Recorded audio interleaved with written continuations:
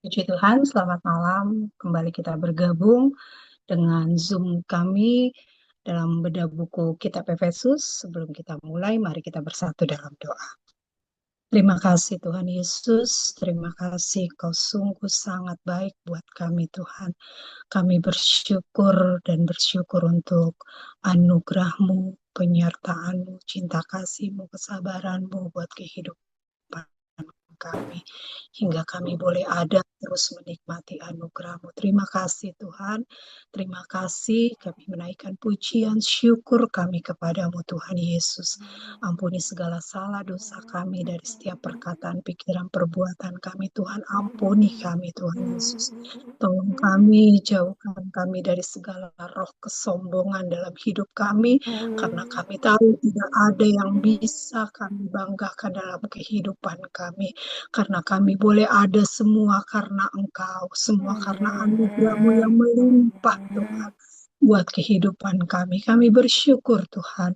Kami bersyukur kami boleh menjadi anak-anak-Mu, kami boleh diadopsi menjadi anak-anak-Mu Tuhan. Saat malam hari ini Tuhan Yesus, kami mohon pimpinan-Mu dalam Zoom kami. Biarlah ini bukan rutinitas kami lakukan, tapi biarlah apa yang kami lakukan, kami belajar untuk kemuliaan nama-Mu.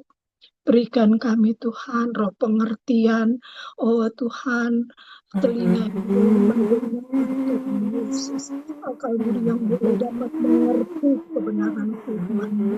Dan Tuhan Yesus, kami boleh melakukan setiap firman yang kami dengar, kami baca saat malam hari ini, biarlah itu tidak mendatangkan sia-sia buat hidup kami. Kami percaya Tuhan, Kau pimpin Zoom kami Tuhan Yesus. Kami serahkan dari awal pertengahan hingga akhirnya. Kami berdoa juga buat hamba-Mu. Kami sungguh percaya Engkau sudah persiapkan hamba-Mu menjadi alat untuk memberitakan firman-Mu. Teman-teman kami yang akan bergabung baik secara online, offline, Tuhan tolong kami. Biar kami boleh Tuhan Yesus merasakan sukacita dalam kami mendengar firman-Mu. Kami boleh mendapatkan berkat dalam kami mendengarkan firman-Mu. Terima kasih Tuhan. Terpuji-puji dalam Engkau. Kami mulai kebenaran pembelajaran kami ini hanya di dalam nama Nama Tuhan Yesus Tuhan Kristus. Yesus. Haleluya. Amin. Amin. Puji Tuhan. Saya akan bacakan Efesus 2 ayat 19 sampai 22. Demikianlah kamu bukan lagi orang asing dan pendatang, melainkan kawan sewarga dari orang-orang kudus dan anggota-anggota keluarga Allah yang dibangun di atas dasar para rasul dan para nabi dengan Kristus Yesus sebagai batu penjuru. Di dalam Dia tumbuh seluruh bangunan rapi tersusun menjadi bait Allah yang kudus di dalam Tuhan. Di dalam Dia kamu juga turut dibangunkan menjadi tempat kediaman Allah di dalam Roh. Puji Tuhan. Puji Tuhan, kita bersyukur kesempatan indah Tuhan beri, sama-sama kita bisa dalami kebenaran firman Tuhan.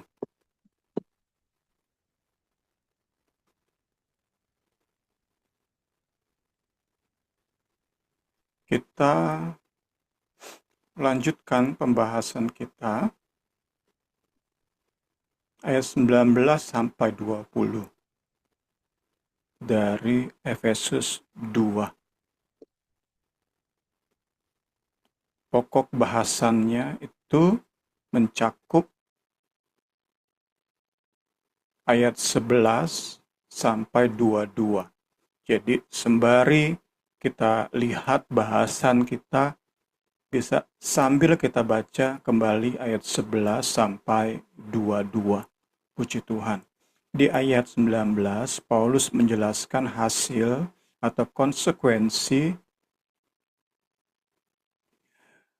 yang dinikmati oleh jemaat Efesus yang mewakili orang Kristen non-Yahudi.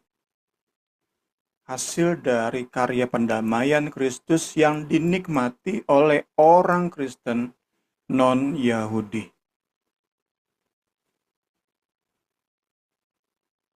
Kamu bukan lagi orang asing, bukan lagi pendatang.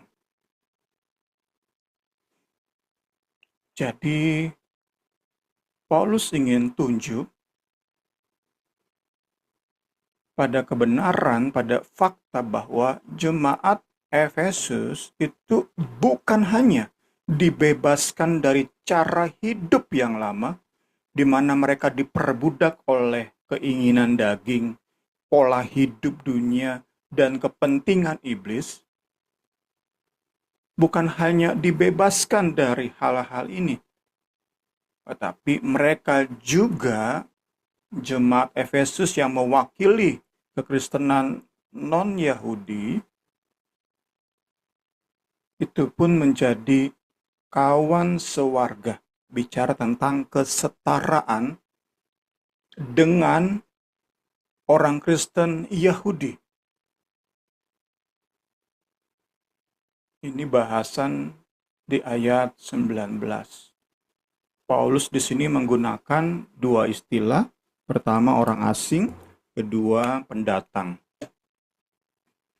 Orang asing itu memberi gambaran tentang seseorang dari negara lain, dari bangsa lain, dari suku yang berbeda. Orang asing bagi bangsa Yahudi. Itulah jemaat Efesus dulunya. Bukan pula pendatang. Pendatang itu menunjuk atau memberi gambaran tentang seorang asing yang tinggal di sebuah negara, di mana orang asing ini tidak menerima hak-hak yang diterima oleh warga negara. Contohnya, seorang warga Malaysia tinggal di Indonesia. Ia nggak bisa menggunakan BPJS kesehatan saat ia sakit, meski ia mungkin tinggal di sini bertahun-tahun. Tetapi karena ia aliens, pendatang, ia nggak bisa menikmati hak-hak warga negara Indonesia.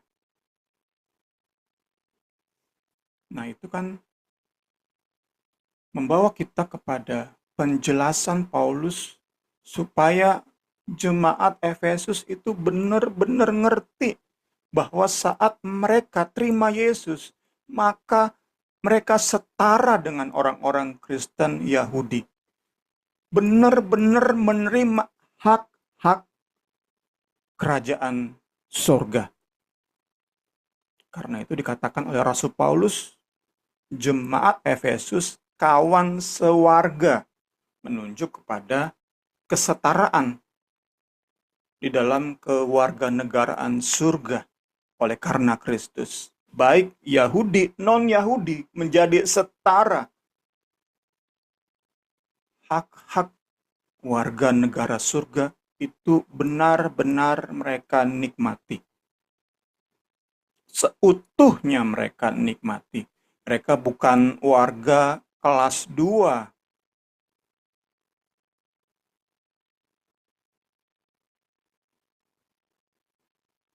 Karya pendamaian Kristus. Itulah yang menghasilkan perubahan yang begitu kontras. Dulunya mereka musuh kerajaan surga. Sekarang mereka setara dengan umat pilihan yang menjadi percaya. Semua karena Kristus dan karya salibnya. Karena itu nggak herannya saat kita baca kutipan-kutipan saat di medsos, kita baca kutipan-kutipan bagaimana Injil dan perjanjian baru itu begitu terpusat pada salib Kristus. Karena ya apa-apa disambung, dihubungkan dengan salib Kristus, termasuk saat orang-orang yang dulunya adalah musuh kerajaan Allah, sekarang menerima hak sepenuh sebagai warga negara surga. Semua karena Kristus, karena salibnya. Puji Tuhan, puji Tuhan. Berkat-berkat mesianik yang dahulu hanya milik umat pilihan, yaitu bangsa Yahudi, sekarang bisa dinikmati jemaat Efesus yang sekali lagi mewakili seluruh orang Kristen non-Yahudi. Puji Tuhan, puji Tuhan. Karya Kristus yang mengubahkan, yang memberi status yang baru tersebut, puji Tuhan.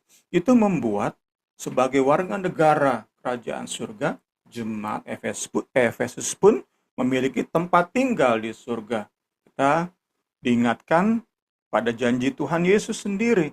Jangan gelisah hatimu, percayalah kepada Allah, percayalah juga kepadaku. Di rumah Bapakku banyak tempat tinggal. Ini kan bicara hak warga negara surga. Kalau orang-orang Kristen non-Yahudi menjadi warga kelas 2, mereka nggak pantas menerima tempat tinggal di surga. Mereka numpang, mereka ngontrak di surga. Karena itu Paulus luar biasa, teman-teman. Luar biasanya Paulus, seorang Paulus dalam mengerti panggilan dan melaksanakan panggilan itu dengan selengkap-lengkapnya, seutuh-utuhnya. Paulus bukan hanya ia tahu ia rasul bagi orang-orang non-Yahudi, dan ia injili orang-orang non-Yahudi sehingga percaya pada Yesus diselamatkan. Tetapi Paulus pun terus ingatkan, kalian jadi orang Kristen, bukan Kristen kelas 2 mentang-mentang kalian non-Yahudi. Oh enggak, kalian memang dahulu non-Yahudi, warga kelas 2, orang-orang najis, orang-orang kafir. Tetapi sejak kalian terima Yesus, kalian sama-sama warga negara kelas 1 bersama dengan orang-orang Yahudi Kristen. Itu kan kelengkapan dari panggilan Paulus. Bukan hanya sekadar menginjil, tetapi Paulus pun pengen jemaat non-Yahudi benar-benar ngerti. Ini loh karya Kristus bagi kalian. Tentu harapannya, tanggung jawab kalian pun kalian ngerti dan kalian laksanakan sebagai orang Kristen non-Yahudi. Kalian pun jadi punya tanggung jawab yang setara dengan orang-orang Kristen Yahudi. Puji Tuhan, kita belajar dan belajar, puji Tuhan. Jemaat Efesus bukan warga kelas 2, bukan warga yang lebih rendah statusnya, stratanya dibanding orang-orang Kristen Yahudi. Tidak. Mereka setara, Yahudi, non-Yahudi. Sama-sama penerima, penikmat hak-hak warga negara surga. Jemaat Efesus tentu jemaat di kota-kota lain. Di Filipi, kewargaan kita di dalam surga. Bagi jemaat Galatia, tetapi Yerusalem surgawi adalah perempuan yang merdeka. Ialah ibu kita. Baik ke jemaat Filipi juga ke jemaat Galatia.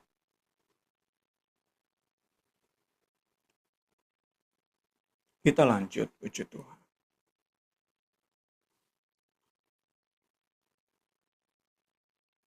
Paulus menggunakan gambaran yang lain. Dari dunia politik bicara tentang kewarganegaraan, dari dunia politik ke keluarga paling intimate atau keluarga inti. Demikianlah kamu anggota keluarga Allah. Kita kembali langsung teringat kepada bahasan kita tentang berkat adopsi ilahi, berkat adopsi rohani. Puji Tuhan. Di rumah Bapa surgawi, jemaat Efesus yang mewakili seluruh Kristenan non-Yahudi adalah anak-anak. Mereka bukan budak, mereka bukan anak haram, mereka bukan anak yang nggak dianggap sama Bapa Surgawi. Mereka setara dengan Kristen Yahudi. Sama-sama anak-anak Bapa Surgawi. Jadi penekanan yang luar biasa dari Rasul Paulus. Paulus nggak mau setengah-setengah. Cuman diinjili, selamat, tapi nggak ngerti betapa mulianya keselamatan yang jemaat Efesus terima. Paulus nggak setengah-setengah. Itulah sekali lagi kita melihat. Saat kita bisa ngerti panggilan kita akan kerjakan segila-gilanya, seutuh-utuhnya. Contohnya adalah Paulus. Nggak cuman menginjili, tetapi ngajari, mendoakan supaya benar-benar jemaat-jemaat hasil penginjilannya mengerti dengan benar, dengan seutuhnya betapa berharga dan mulianya keselamatan di dalam Kristus. Puji Tuhan, puji Tuhan. Kita percaya oleh karena Kalvari. Perlakuan Bapa Sorgawi kepada jemaat Yahudi sama dengan perlakuan Bapa Surgawi kepada jemaat non-Yahudi. Paulus ingin jemaat Efesus mengerti kebenaran ini. Paulus akan merasa gagal saat jemaat Efesus berpikir diri mereka warga kelas 2, anak bawang. Paulus akan merasa gagal. Buat apa? Aku sudah mati-matian, rela dianiaya, dipenjara untuk menginjili kalian. Kalian merasa sebagai orang Kristen kelas 2. Buat apa saya melayani seperti ini? Udah gila-gilaan saya melayani kalian. Kalau kalian masih berpikir kalian warga kelas 2, anak bawang. Enggak, kalian harus benar-benar sadar, paham, ngerti kalian setara dengan Kristen Yahudi. Puji Tuhan, puji Tuhan. Tadi ya, di rumah Bapa Surgawi, karena darah Kristus, karena Kalvari, maka perlakuan Bapa terhadap Kristen Yahudi sama persis dengan perlakuan Bapa terhadap Kristen non-Yahudi. Karena itu sama-sama kita pun menikmati yang namanya perlindungan, protection. Kita menikmati naungan keluarga Allah. Puji Tuhan, puji Tuhan, puji Tuhan. Kita terima hak penuh sebagai anak. Jadi di rumah Bapa, kita nggak seperti ponakan yang numpang di rumah keluarga inti. Contohnya kami sering didatangi oleh Kaleb dan Heno, ponakan kami. Kami sayang abis kepada mereka. Tetapi tentunya kami tidak menyekolahkan mereka. Tidak membiayai sekolah mereka. Tidak seperti anak-anak kami, Jefta dan Jesse. Mereka ponakan yang tinggal di rumah kami. Meski hanya sementara dalam waktu periode singkat. Jemaat Efesus nggak seperti ponakan yang numpang di rumah Bapa. Enggak. Jemaat Efesus yang mewakili kekristenan non-Yahudi benar-benar diadopsi.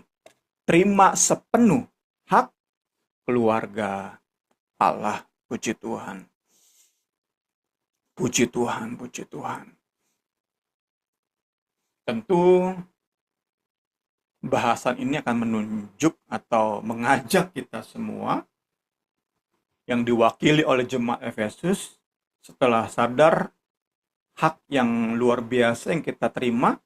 Tentu dalam hak yang luar biasa tersebut ada tanggung jawab yang juga luar biasa. Paulus mencatatnya di Efesus 4 ayat 6. Jadi saat kita mulai masuk ke Efesus pasal 4, kita akan lihat tanggung jawab kita. Kita yang diwakili oleh jemaat Efesus.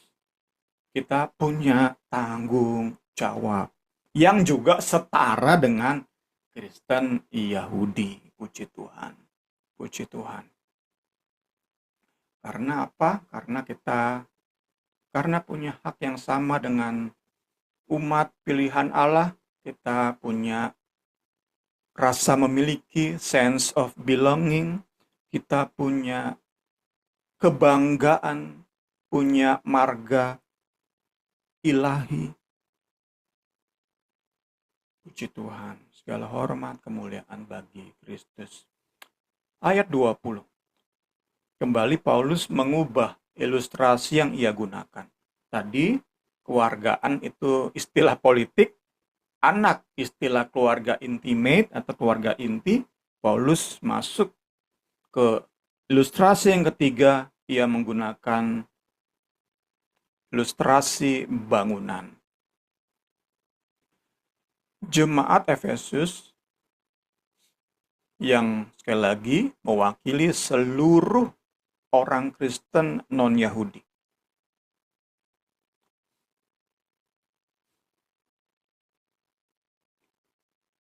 Mereka, kita, bersama dengan orang-orang Kristen Yahudi adalah batu-batu hidup yang Allah gunakan untuk membangun bait sucinya, untuk membangun tempat kediamannya di surga. Jadi kita bisa bayangkan dalam keterbatasan kita, di surga ini sedang dibangun bait suci. Nah, batu-batunya adalah kita. Bersama dengan Kristen Yahudi. Sama, setara, sama. Sekali lagi, untuk menegaskan kebenaran ini, kita bisa bayangkan sama-sama. Saat kita bangun rumah, bukan berarti ruang tamu dan kamar tidur itu batu-batunya adalah orang-orang Kristen Yahudi. Kemudian kita orang-orang Kristen non-Yahudi, batu-batu yang digunakan untuk bangun kamar mandi dan gudang. Enggak seperti itu, enggak. Semua sama. Semua setara. Bertumpuk-tumpuk sama, Yahudi, non-Yahudi sama.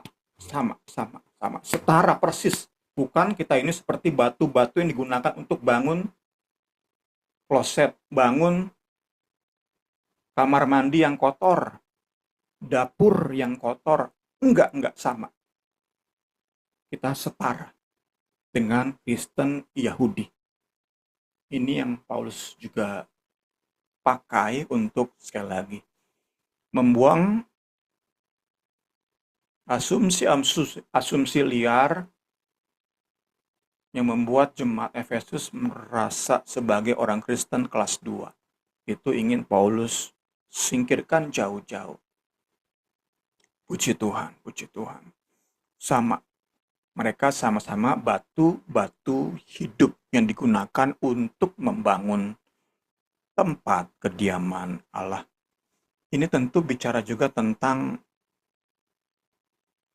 cohesion atau keterpautan, kesatuan antara Yahudi dan non-Yahudi sebagai orang-orang Kristen. Saat bicara tentang kesatuan, tentu segala hal yang membedakan kita sebagai manusia ini itu diwakili oleh Yahudi dan non-Yahudi.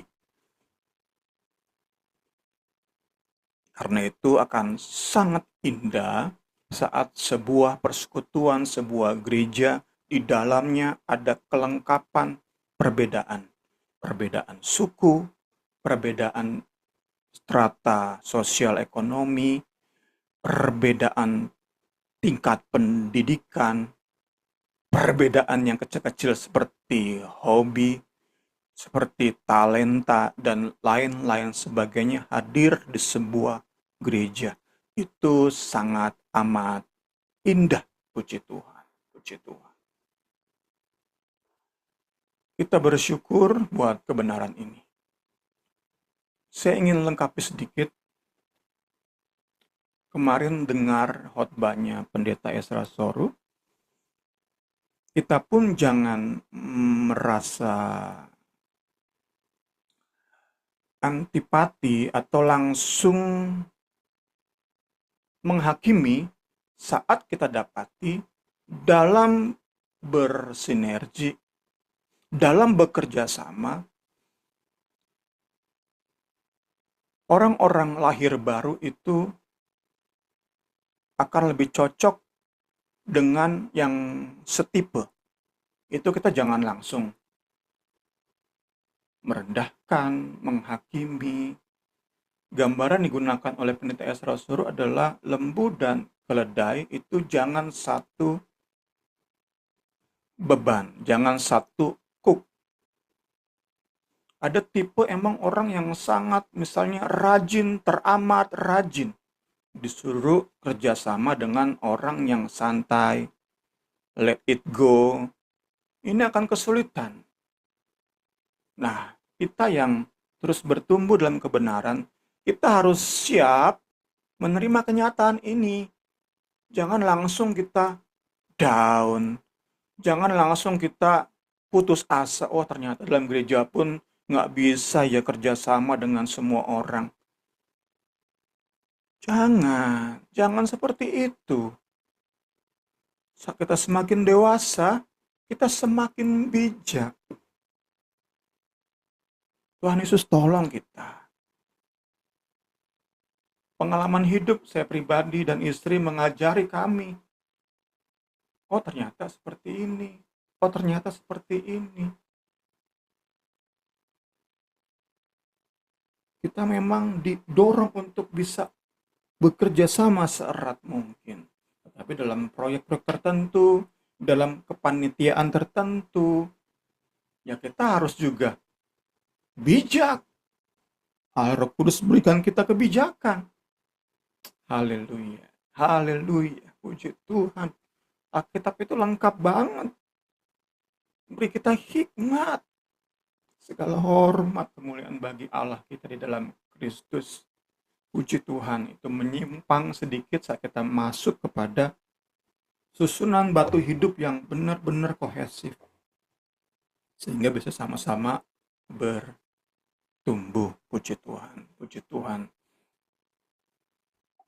Paulus melihat pelayanannya itu sebagai penggenapan nubuat PL. Pelayanan tadi ya, Paulus tahu nih, panggilannya Rasul bangsa-bangsa non-Yahudi. Beritakan Injil kepada bangsa-bangsa non-Yahudi. Paulus tahu panggilannya itu merupakan penggenapan terhadap nubuat PL.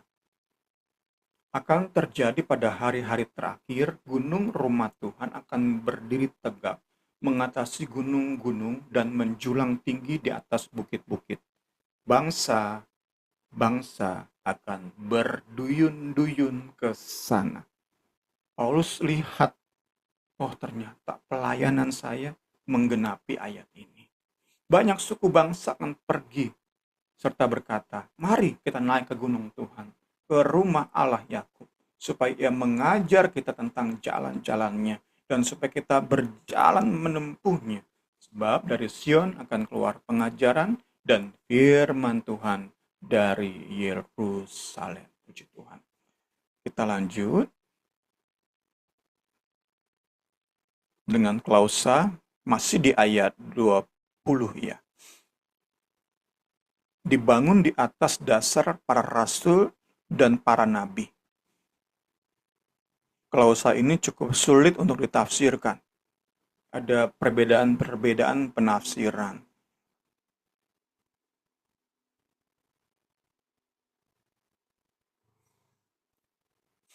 Setahu saya, para nabi itu menunjuk kepada nabi PL. Tetapi buku ini jelaskan bukan para nabi, ya para nabi PB.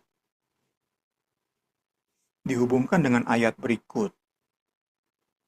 Ialah yang memberikan baik rasul, nabi, pemberita Injil, gembala, pengajar bagi gereja. Jadi saat bicara pondasi, kemudian batu-batu hidup, yaitu jemaat, pondasinya adalah pengajaran para rasul dan nabi. Tentu yang bikin penasaran bagi kita adalah kenapa harus dua ini disebut, nggak lima-limanya. Atau ya hanya satu aja, pengajaran para rasul. Kenapa Paulus nambahin nabi di sini? Itu kan yang membuat ayat ini sulit ditafsirkan. Dari buku kita ini, jika ingin lihat penjelasan lebih panjang, tentu kita nggak sempat. Teman-teman bisa screenshot dan baca penjelasan lebih panjangnya. Saya coba hanya menampilkan yang bisa saya tangkap dari bagian ini, puji Tuhan.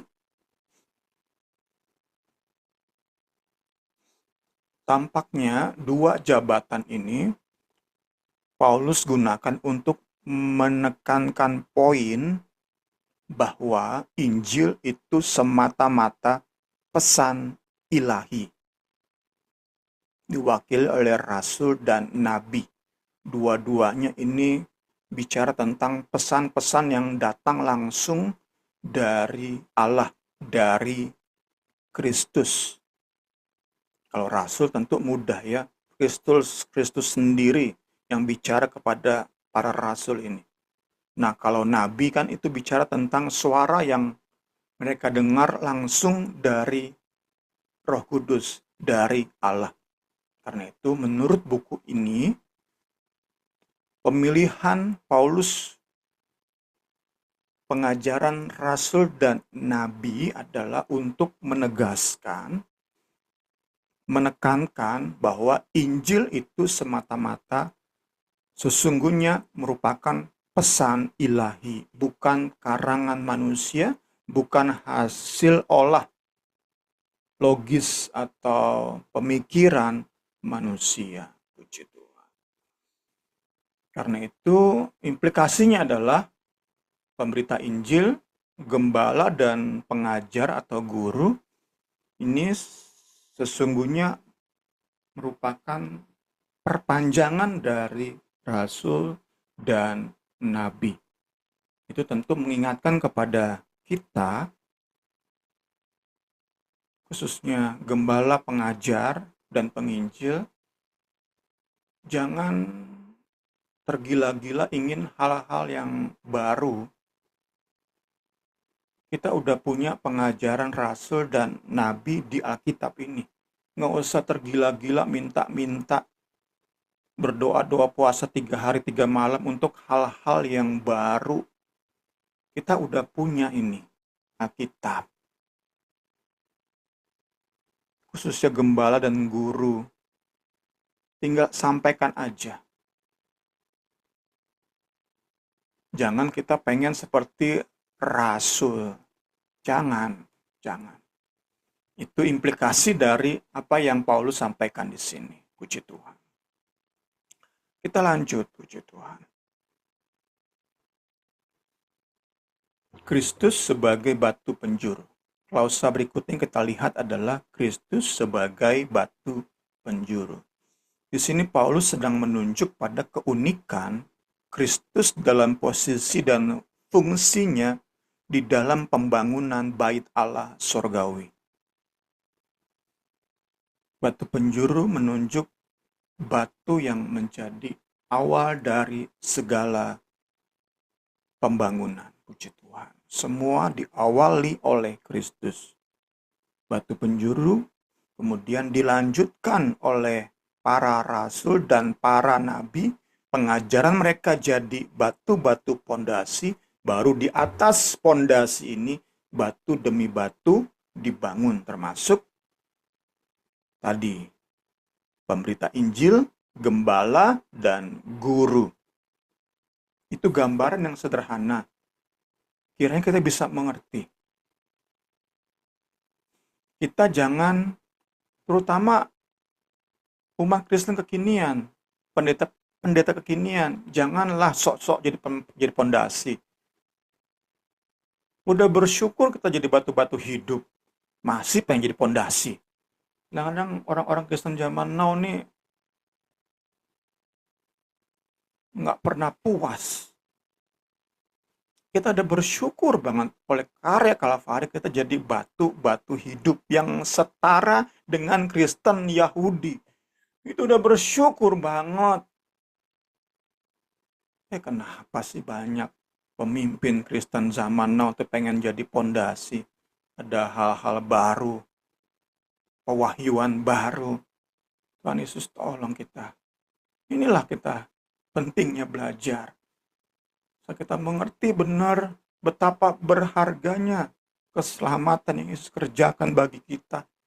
Kita nggak banyak minta kok. Hidup kita ini kan lebih banyak diisi dengan syukur, bangga. Karena Kalvari, kita terima berkat yang nggak pernah terpikirkan oleh kita, yang nggak pernah muncul di pikiran kita, yang nggak pernah didengar oleh telinga kita. Tentu orang-orang Kristen kemakmuran berpikir itu BMW, itu rumah di PIK. Betapa merendahkan karya Kalvari, teologi kemakmuran semacam itu. Tuhan jauhkan, kita belajar supaya kita terhindar dari hal-hal yang melecehkan karya Kalvari. Allah Roh Kudus, tolong kita semua. Puji Tuhan. Batu penjuru itu awal dari pembangunan. Orang tidak akan mengambil batu penjuru atau batu dasar. Jadi bicara tentang awal dari segala sesuatu. Kristus itu batu penjuru. Paulus menggunakan gambar ini dari PL, sebab beginilah firman Tuhan Allah. Sesungguhnya aku meletakkan sebagai dasar di Sion sebuah batu, batu yang teruji, batu penjuru yang mahal, dasar yang teguh. Siapa yang percaya tidak akan gelisah.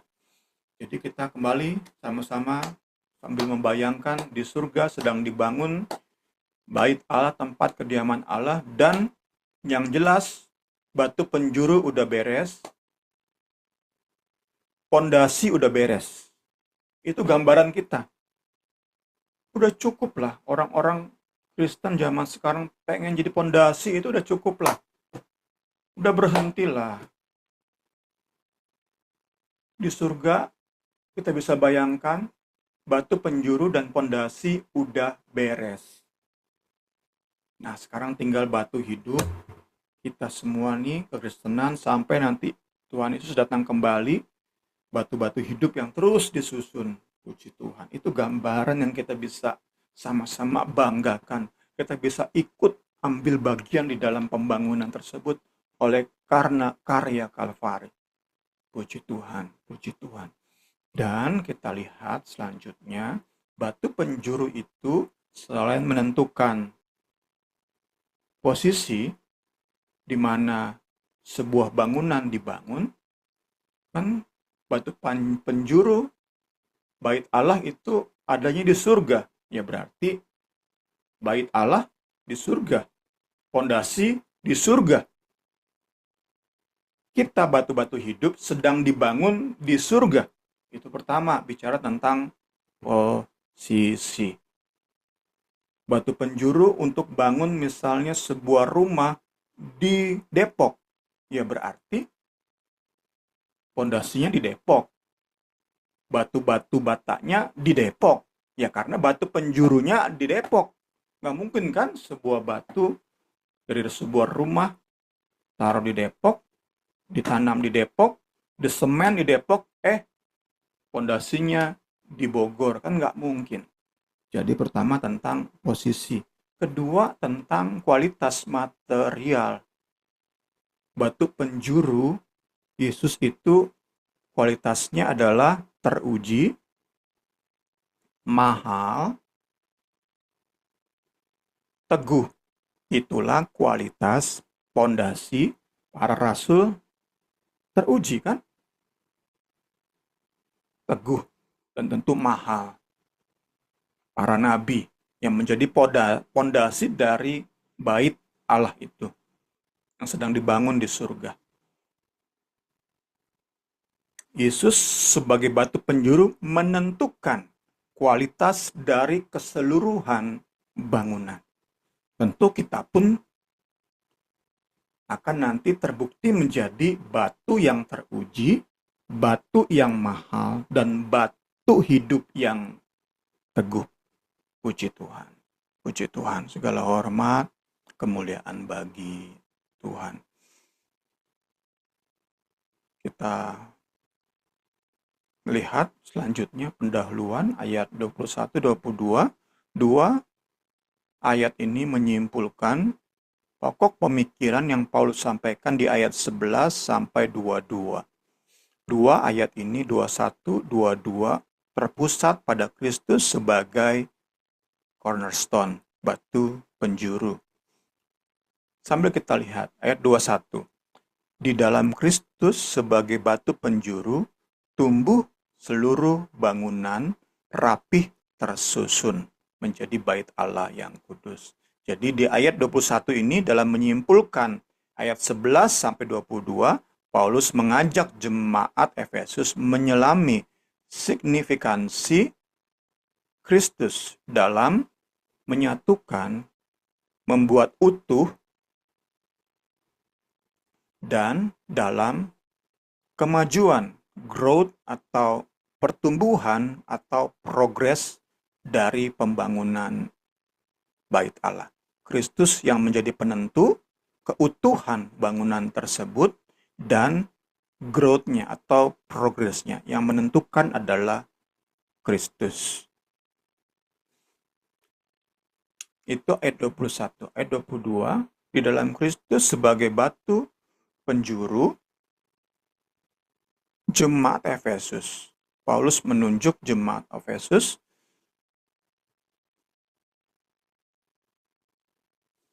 turut dibangunkan menjadi tempat kediaman Allah. Jadi di ayat 22 ini Paulus ingatkan jemaat Efesus tentang posisi mereka di dalam pembangunan bait Allah ini. Jadi kita bisa aplikasikan, terapkan kepada kita sebagai orang-orang yang diwakilkan oleh jemaat Efesus. Di dalam Kristus sebagai batu penjuru, kita pun itu kan turut dibangunkan, ada growth, ada progres menjadi tempat kediaman Allah. Puji Tuhan. Dua ayat ini merupakan kesimpulan yang sangat indah. Karena kita bisa lihat di ayat 11, itu jemaat non-Yahudi sebelumnya terpisah dari Allah, sekarang jadi tempat di mana Allah berdiam, Allah bersemayam. Puji Tuhan. Kita lihat ayat 21. Ayat ini menggunakan ilustrasi yang menggabungkan struktur bangunan dan pertumbuhan organik. Mixture of building and organic images. Jadi gambaran bangunan, struktur, dan pertumbuhan sebuah tanaman. Itu digabungkan oleh Rasul Paulus. Ada kata rapi tersusun, tapi di dalamnya ada kata juga bertumbuh. Terhubung dengan ayat berikut, ayat yang gak asing lagi bagi kita. Tetapi dengan teguh berpegang kepada kebenaran di dalam kasih, kita bertumbuh di dalam segala hal ke arah Dia, Kristus yang adalah kepala. Daripadanya lah seluruh tubuh yang rapi tersusun diikat menjadi satu oleh pelayanan semua bagiannya sesuai dengan kadar pekerjaan tiap-tiap anggota menerima pertumbuhannya dan membangun dirinya dalam kasih. Jemaat Efesus tersusun rapih dengan Kristen Yahudi. Tetapi bukan hanya itu, bukan hanya batu-batu yang saling melengkapi untuk membangun sebuah bangunan yang kokoh, yang indah, yang teguh, yang teruji, yang mahal, tetapi juga bicara tentang pertumbuhan ke arah Kristus sebagai kepala. Tentu saat bicara pertumbuhan bukan hanya tentang kita per individu, per pribadi masing-masing kita harus bertumbuh, tapi juga bicara tentang corporate atau pertumbuhan secara komunal. Bersama-sama kita perlu meningkatkan yang namanya kesehatian, kerja sama, sinergi. Itu menjadi tanggung jawab kita juga. Kita yang sudah menerima hak-hak penuh sebagai warga negara surga, sebagai anak-anak Bapa Surgawi. Puji Tuhan. Bangunan ini memiliki karakter surgawi tadi ya, kayak karena batu penjuru diletakkan di semen, ditanam di surga. Karena itu karakternya, karakter surgawi. Puji Tuhan. Ayat terakhir, ayat 22. Puji Tuhan. Di ayat ini, Paulus fokus kepada jemaat Efesus sebagai bagian dari bangunan surgawi. Bangunan bait Allah surgawi. Bersama-sama dengan orang-orang Kristen Yahudi. Nah, ini kan kontras dengan hidup lama jemaat Efesus. Di ayat 11, mereka dikatakan hidup di dalam daging, hidup menurut daging, in the flesh. Ayat 11. Di ayat 22, di dalam roh. Itu kan dikontraskan antara daging dan roh. Puji Tuhan. Kita masuk kepada kesimpulan atau penutup dari ayat 11 sampai 22. Kita sudah lihat bagaimana ayat-ayat ini berpusat pada karya pendamaian Kristus di Kalvari. Yang pertama, mendamaikan antara dua kelompok manusia berdosa yang nggak mungkin diperdamaikan dengan usaha-usaha manusia. Sekeras apapun nggak bisa berdamai dua kelompok ini. Yahudi dan non-Yahudi. Hanya oleh Kalvari, non-Yahudi dan Yahudi bisa berdamai di dalam sebuah entitas yang baru, yang disebut dengan manusia baru. New creation, puji Tuhan. Itu yang pertama. Kedua, the new creation itu juga memiliki pendamaian, berdamai dengan Allah Maha Kudus. Itulah dua karya pendamaian Kristus di Kalvari. 11:22 Efesus 2. Puji Tuhan. Ayat-ayat ini merupakan persiapan untuk pasal 3. Di pasal 3 ini Paulus akan mendeskripsikan panggilannya sebagai rasul non-Yahudi bagi bangsa non-Yahudi. Meskipun kita tahu bersama Paulus adalah seorang Yahudi, tetapi Paulus tahu panggilannya secara utuh, ia tahu panggilannya sehingga ia perkenalkan di pasal 3, bagaimana ia terima panggilan tersebut, ia diberitahu misteri bahwa orang-orang non-Yahudi bisa menjadi kawan sewarga, bisa menjadi anak-anak setara dengan Yahudi. Puji Tuhan, puji Tuhan. Tentu kembali tadi saya sudah singgung, di dalam Paulus menyampaikan misteri ilahi ini, Paulus rindu jemaat Efesus yang mewakili kita semua mengerti mulianya karya Kristus bagi mereka, hak yang luar biasa yang mereka terima dengan harapan.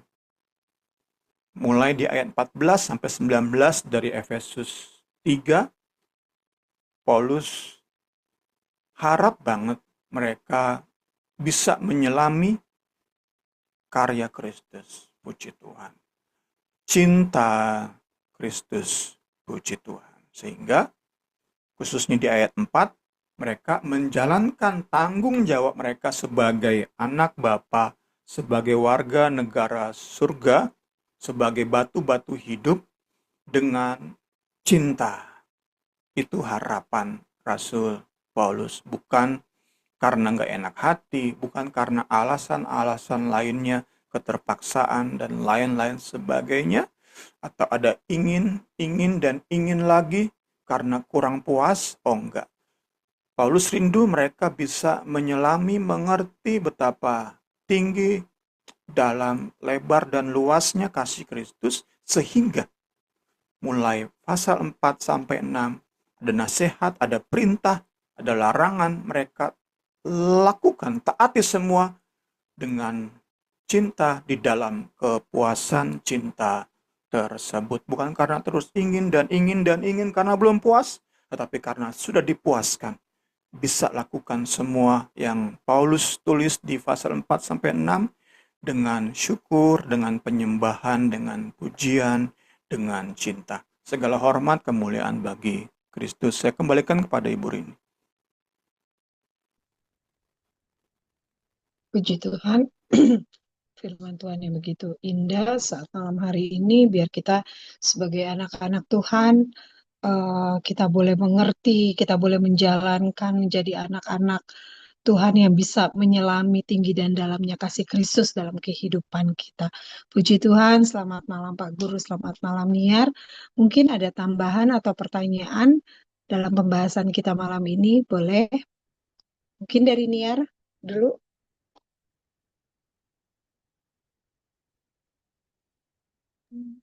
Belum kali ini, Pak Guru dulu Oke, kali ya. oke, boleh. Pak Guru, boleh Pak Guru. Selamat malam Pak Gembur. Ini saya ngumpet di kamar, tapi tetap aja saya bertarung sama suara di luar. Kayak begini-gini saya sebel, saya diganggu. Saya bilang jangan ganggu, apalagi ada begini. Ya, eh, kalau bicara mengenai ada dua hal. Yang pertama tadi Pak Gem sudah menyimpulkan untuk pasal 2, 11.22 ini memang itu kita banyak belajar ya, banyak belajar tentang berbagai bidang kehidupan yang mana dilukiskan dengan firman Tuhan ini. Di ayat 11 sampai ayat apa namanya Dua-dua. dua apa bukan ayat 11 sampai kemudian 18 itu bicara mengenai hukum ya, hukum kita, hukum bagaimana kita belajar bagaimana hukum Taurat itu sudah dibatalkan dengan hukum kasih, sehingga kita lagi tidak menjadi orang-orang yang sepertinya harus mengikuti Taurat gitu, yang jumlahnya 613. Bayangkan aja kalau kita sebagai orang Kristen yang masih ikut-ikutan Yahudi suruh nurutin 613, salah satunya sunat. Ya, 613 satu aja dilanggar ya gugur gitu kan. Ya puji Tuhan ya. Itu pertama hukum. Yang kedua, kita juga bicara mengenai politik, yaitu pendamaian ya. Bagaimana Tuhan sendiri yang menciptakan pendamaian. Ya shalom, Eirene gitu ya. Bagaimana kita juga lihat dunia ini jauh dari perdamaian. Sepertinya perdamaian itu harganya mahal sekali untuk diperjuangkan, tuh kan? Nah, yang ketiga, malam ini kita bicara mengenai hukum, tapi bicara kewarganegaraan. Kita tahu bahwa kenapa Paulus mengangkat ini. Status beliau yang punya tripatride, warganegaraan triple, Yahudi, karena dia besar kecil kecil dan besar di Yahudi, dalam lingkungan Yahudi, kemudian Yunani, dan dia mendapat kewarganegaraan kehormatan dari Roma. Makanya dia bisa bawa pasukan ke Damaskus, ya kan, waktu itu sebelum dia bertobat kan itu. Nah, untuk itu kita bersyukur dengan pembahasan ini ketika kita belajar tentang kewarganegaraan. Ya tadi adopsi, ya, hukum adopsi, dan ini nggak ada di agama lain. Ya, bersyukur sekali Pak Agem sudah buka habis benar-benar. Dan ini kita perlu share kepada jemaat juga dan pada teman-teman bahwa salah satu keunikan yang tidak bisa ditemui di dalam kepercayaan agama-agama lain, kepercayaan lain adalah sistem adopsi dan egaliter, equality, adopsi yang equal. Kan ada kita ngadopsi anak, tapi kadang-kadang kita perlakuannya beda. Ya, saya memperlakukan Abe dengan Ica sama, gitu ya, nggak ada, ya kan? Ica karena anak adopted daughter, jadi dia perlakuan itu tidak. Nah, jadi harus sama. Nah, kemudian tadi juga yang keempat kita bicara tentang bangunan. Ini bisa arsitektur. Ya, puji Tuhan dari satu pasal ini kita banyak belajar begitu kayaknya firman Tuhan, ya. Bicara politik, bicara hukum, bicara keluarga, bicara struktur arsitektur.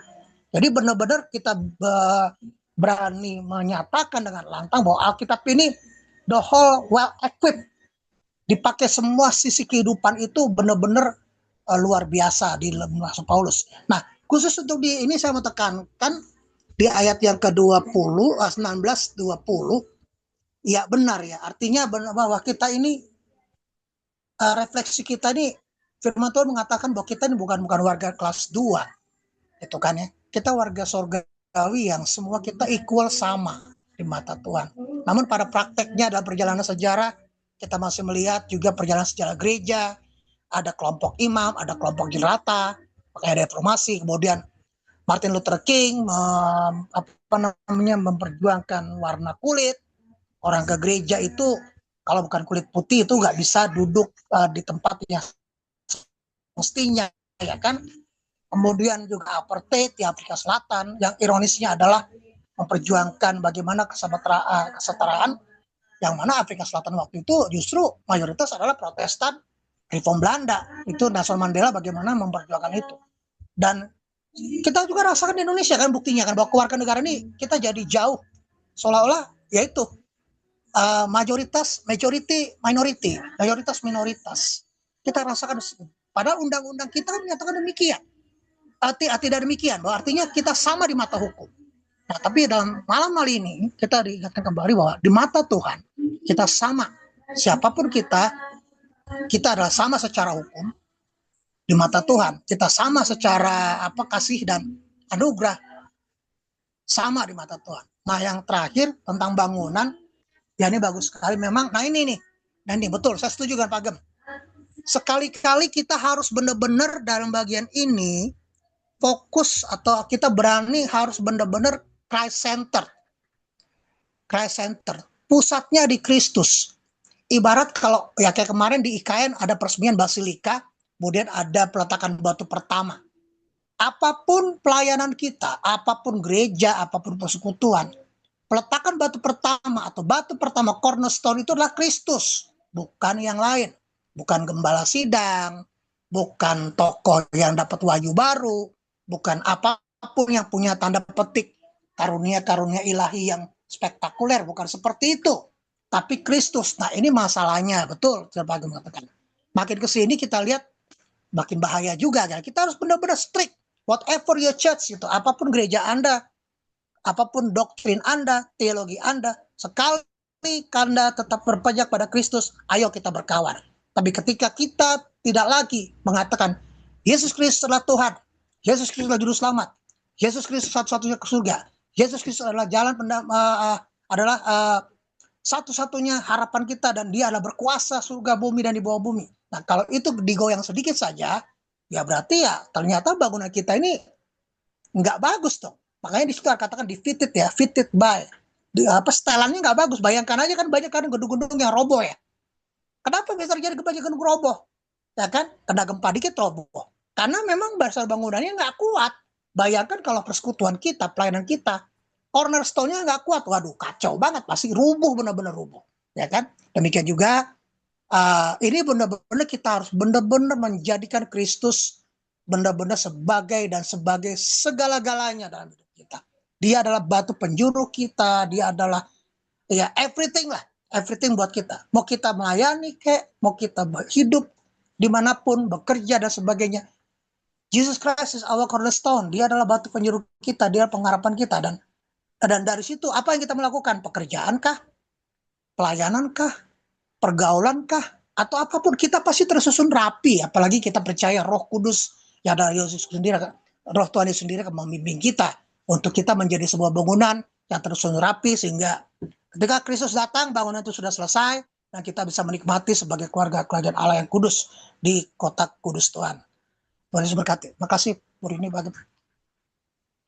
Ya, makasih Pak Guru.